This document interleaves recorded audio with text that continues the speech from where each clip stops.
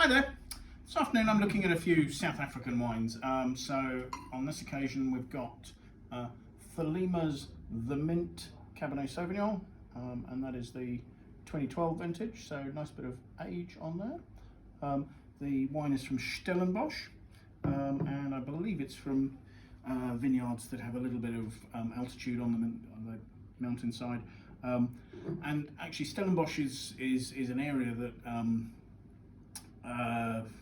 benefits from cooling. So South Africa has quite a warm climate, and Stellenbosch sits in a valley where cold air is sort of sucked up from False Bay to cool the area, actually by the warmth on the land, pulling the cold air in, and that enables them to grow grapes with plentiful sunshine, but also to retain good acidity because of the cooling of the cool air and a cooler night.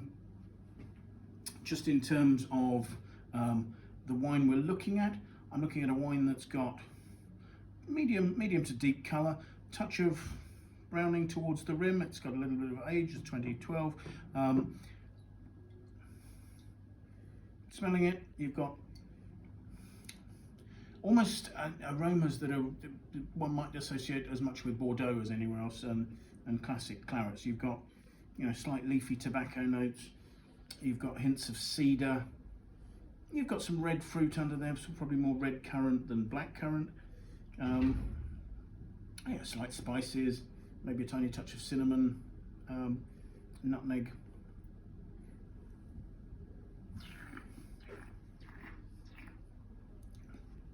Tasting it, what you've got is quite classic for Cabernet Sauvignon, in that the structure has good drying tannins.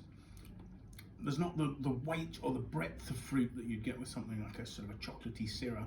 It's quite lean. I can taste it down the centre of my tongue. It's got good acidity that's giving the wine lovely length, and would help it with food to cut through things. But this is a straight Cabernet Sauvignon. It hasn't got Merlot with it to sort of fatten it out and round it out.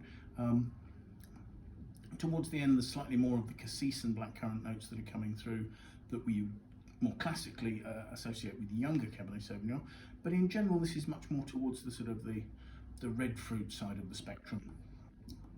And the flavours really are lasting very well, but because it's got good acidity underpinning them, I can still feel myself salivating.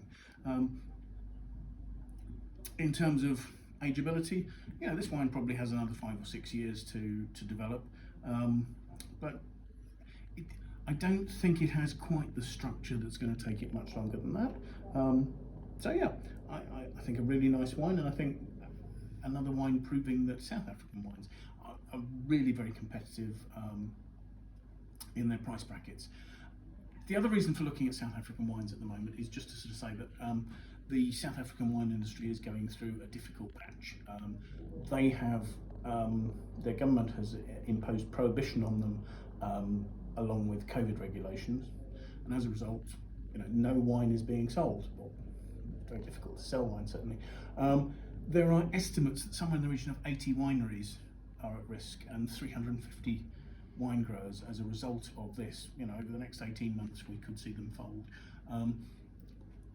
Potentially that's somewhere in the region of 21,000 jobs.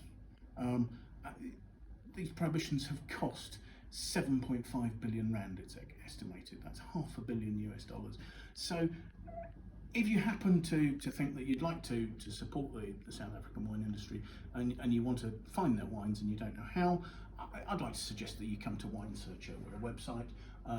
You'll find us at wine-searcher.com, and you'll come to a page where you have a search bar into which you can type the name of the wine that you're looking for, or alternatively you can download your app onto your phone, and with the phone's camera you can photograph the label and use that to find the wines, and we'll direct you to the retailers who are selling these wines, and we'll show you the prices and where they're available, and that's available worldwide, or you can narrow your search down to an individual market. I certainly think that this is a wine that is arguably competitive on a world stage. If you're interested in trying to find them, please use Wine Searcher. Whatever you drink, hope you enjoy it. Bye now.